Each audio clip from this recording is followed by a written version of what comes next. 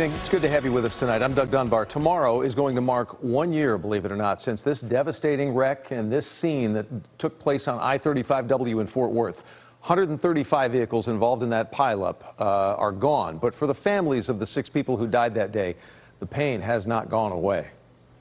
Losing Aaron was like having our lungs ripped out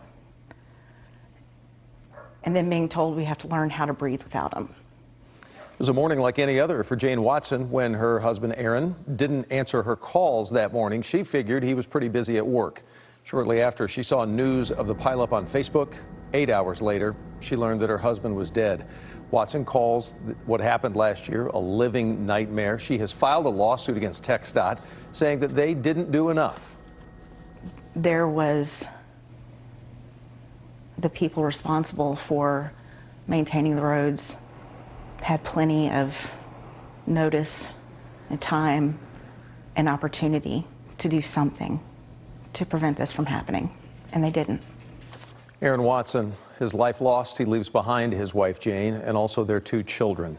That day is still also very fresh in the minds of first responders who arrived to that awful scene. Jason Allen tonight with the first-hand stories and images from those who found themselves right in the middle of death and devastation. Truck 1, major accident, 1601 North Freeway. When firefighters, police, and paramedics get a call, they'll tell you they start to come up with a game plan for whatever they might be up against. It looks like we're having accidents southbound expressway. But when they pulled onto Interstate 35W in Fort Worth last February 11th. Yeah, he showed up and all that went out the window just due to the magnitude of the situation. You get there and it's cars everywhere, gasoline everywhere. The firefighters actually calmed me down. I was so overwhelmed by the size of this scene. It took a second to stop and go, okay, all this is overwhelming, but we have to start figuring out where to go with this thing. They climbed right into the middle of what turned out to be a 135 vehicle pileup, spread out across nearly a quarter mile of elevated express lanes.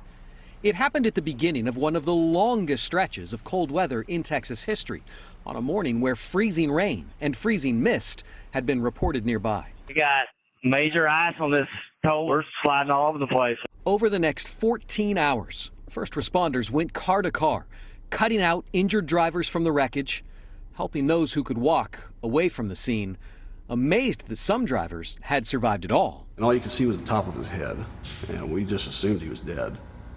And I told Mike I was going to go check it out, so we did. And I'll be darned if the guy wasn't talking to me. Even drivers' best friends found someone was there to help them out of the pileup.